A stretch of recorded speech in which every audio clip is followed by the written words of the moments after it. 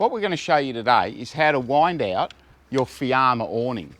With your Fiamma awning, they come with a winding handle and they come with a centre support rafter. We go up to the right hand edge. Your winder handle has got a hook in it that just simply hooks in. And then we adjust the handle and we wind that out. Now, as we're winding it out, we probably want to get it out maybe half, 3/4 of the way. And then what we want to do is to come and remove the legs. So in this top section, we have our legs.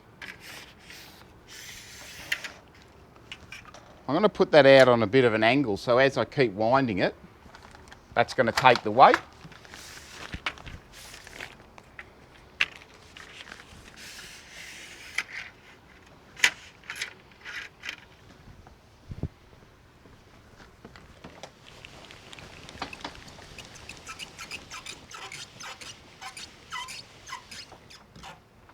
So about to there, and then just half a turn back, just to put a bit of tension on it.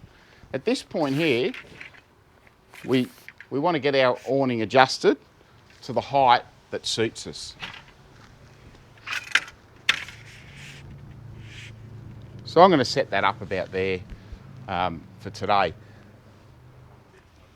It's important to note, when your awning is out, always have it either roped down or use the pegs provided in your kit and peg those legs down, because if you've got a big gust of wind, it's just going to lift this up and blow it over.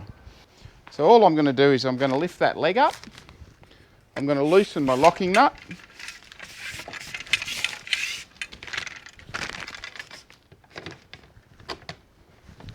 put that in there,